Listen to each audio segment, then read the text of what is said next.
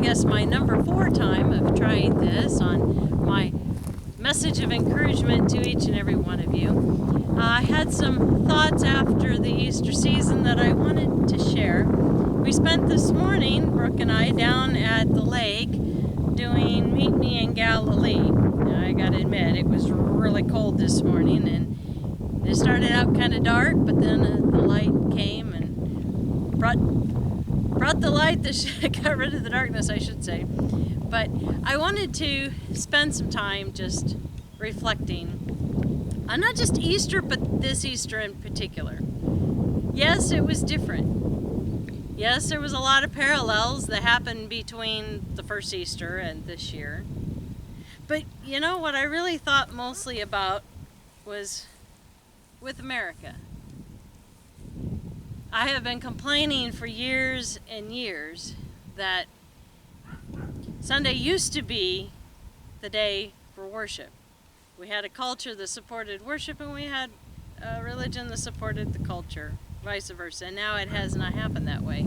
Now we have sports on all 7 days of the week. Now we have to work 7 days of the week.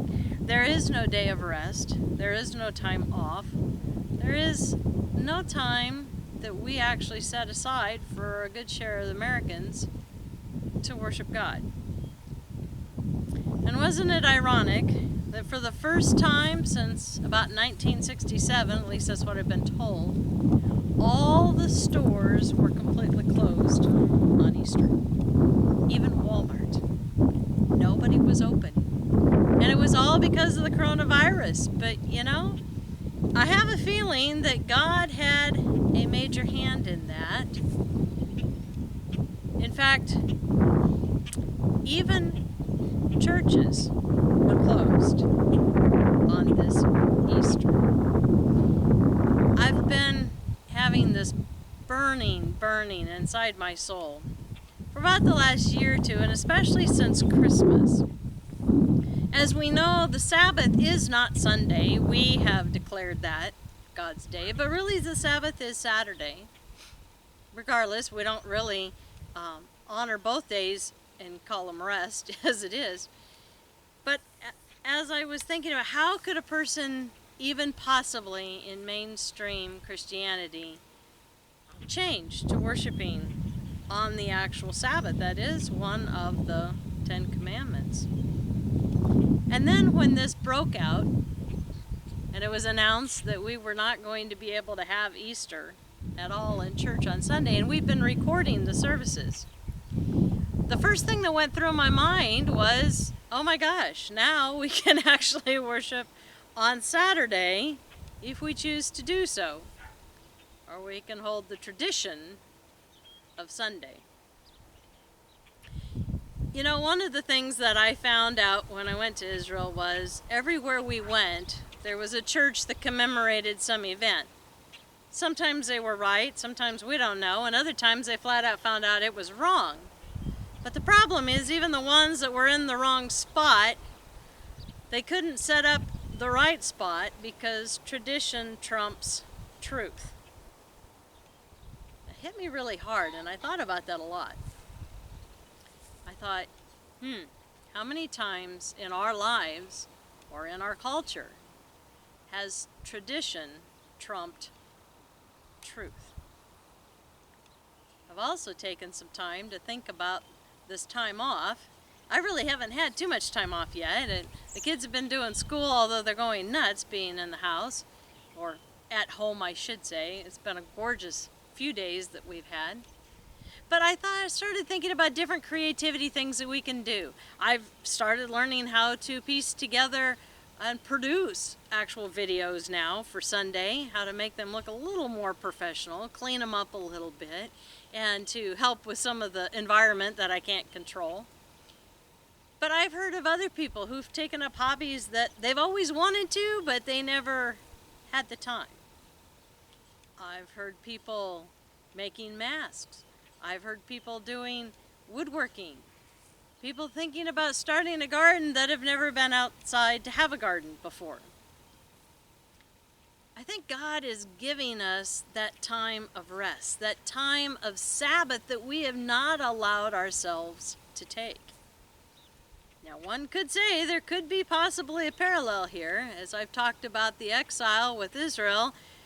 The reason for the exile was because every 7th year they were supposed to let the ground lay fallow, idle, and they refused to do so.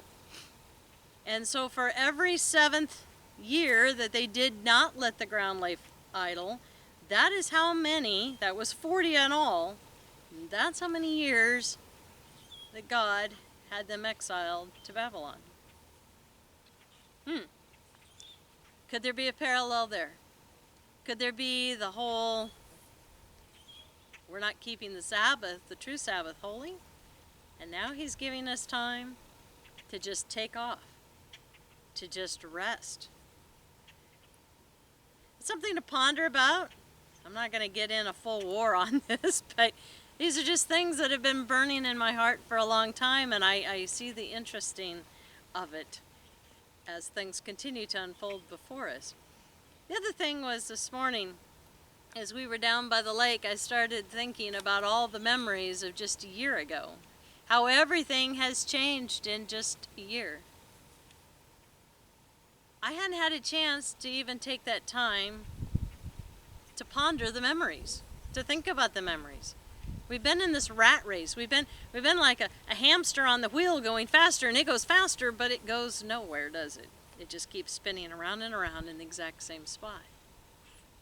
God's given us a chance now to take a deep breath in his clean air, the sunshine, to just ponder memories. Think and ask him maybe what a certain scripture devotional that you read means to you. Maybe spend a little more time pondering a Bible study, or go back to a Bible study that you've done even years ago that you really liked, that now maybe you're going to see with fresh eyes. Take this time to pick up a new hobby. Get creative. God is the maker of creativity. He is the creator of creativity. He's instilled that in each and every one of you. For those of you who say, oh, I have no talent, well, maybe you haven't taken the time or asked him what that talent might be, or what new one that he has for you to now try and do. So as you're home in your isolation and you're going a little stir crazy, I get it. I really do. But start asking God, where's the blessings? I got a Facebook today that was called Blesson. And it was the blessings that we get in the tough times and the trials that then we learn lessons from. And then they become blessons. I think there's a lot of lessons to be learned if we just take the time right now to quiet ourselves and to start asking God what those lessons are. I would highly suggest spend this time in the Word, in the Bible. You know, you can Google and YouTube a lot of teachers of the Word online. You can learn a lot of stuff, and it's free. I'm going to be taking a class in Hebrew. I'm excited about that. I got to admit, I'm pretty scared, but I'm excited that maybe I'll get to learn a new language. So, I guess that's pretty much what I wanted to say for today as my blesson to each and every one of you. And you haven't had a chance to meet the newest member of the family, so I've had several people asking to see Ace. And so this is Ace. Can you say hi? He's actually loving this whole isolation because he has us and he has the kids home from school. And so he has somebody messing with him all day long that he wouldn't normally have. No, you wouldn't if we weren't home. So see, there's a lot of blessings that can have in the isolation. Thank you. And until we meet again, God's blessings.